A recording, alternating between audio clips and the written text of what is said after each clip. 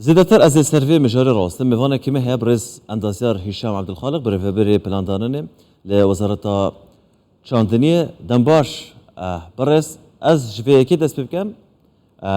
هم پیش بینی دیکن زیادترین برهمه گنم جبو افصاله لکیجان پارزگه بیتن.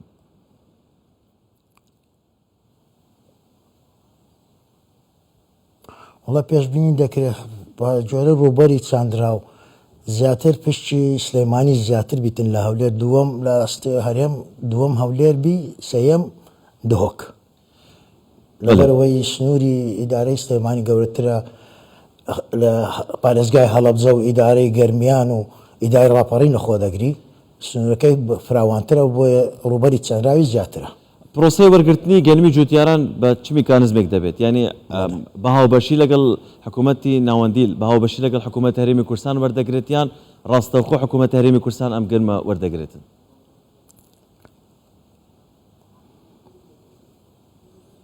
بله هر وکو سالانی پیشتر به هماهنگی لگر حکومتی ناوند وردگیره رولی کمپانیا کانی هماهنگی لگر حکومتی هریم لگر حکومتی ناوند پروسه که روادتیتر بهم خوش باسی اوش بکم رولی کمپانیا کان چی بوده لکرینی گنمی جوتیارانی بلن هریمی کردستان بتایبتی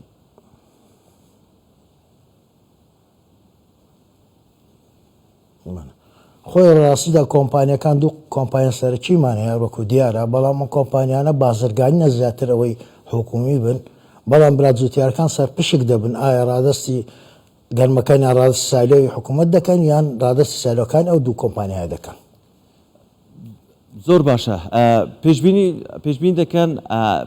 کوالیتی گنمی امسال چون بتن به پی بدودا چونی ایو وکو بلن وزارتی کشتوکال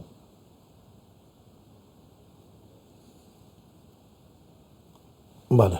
با تأکید کاک محمد او ساله وکو پارسال نه انشالله زور چاکتره پیشبینی کان زور دلخوش کرن بۆی ئەو کەش و هەوای لەبارەی ستا لە کوردستان ئەو بارانە چاکەی ئەو بڕە بارانەی باری ئەو ساڵە بە تایبەتی ئەو فترەی ئاخیری زۆر چاک دە پێشبینی دەکەم دوو هەندیکە زیاد بیتن ئەگەر زیاتریش نەبیتن بەڵام بەگشتی دڵخۆشکەرە و باشتر لە پارسال کۆڵەتێکەشی باشتر دەبێت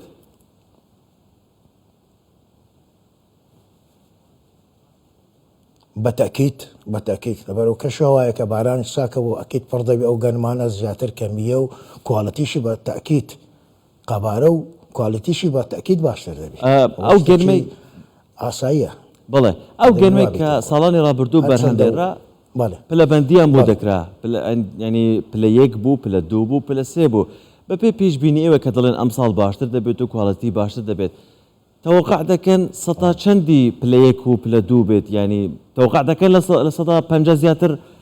پلیک بيت وحكومة العراق بهموي بپلیک ورده گريتيان شون بخواي بزانه خوي بروجيكا بكوي گشتي بلانكا كراوي يعني خطة مفتوحة هرچی ناوزنوشی كابي اگري هي وك بارسال ور بجيري گرمكا تماشاي بلكانيش نكنو احتمال بس زياتر با توقع خوم زیاتر پلیک بیتن برکش هوایی که باش و اوصاله لخوای بز حتی استات درد نخوشیش دا گرمینه دای با وزاری که تأثیر دی بکاتن يعني احتمالی هي اوصاله زور باش دا روی کوالتی و روی کمیه شوا حکومت العراق را گاندوه لگل ورگرتنی گرمکا بلين جوتياركا باري خوان وردگرن شایستکه اکثر ددرن آیا اما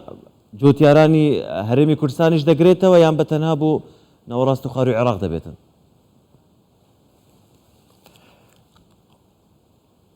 نعم نخير بالتأكيد مشر سربع حكومتي ناوندين وبالتأكيد هر بريارك لبغداد بتشي هرم الشمول دكات هر وكو بارسال يكسر كان رادست كان لما ويدو حفتا بيصرش حمو باركان ورقت وخوش بختان روكو كاك او ای وزارتی بازرگان پشاسازیش باسی کرد ای 14 و 15 و 16 شور جیره یعنی اومان نمایه چشمان نمایه وکو چی بلین فرمی بنوسر نگشته دستان بلان بتأکید هر وکو پلانی بغا و ناوند اگر من تعامل دکره بتأکید زور سپاس اندازیار عبدالخالق که بپیر راگرنکانی وزارتی کشتکالی ناوند بله سپاس که لگل ما سپاس بو ولا مکانتا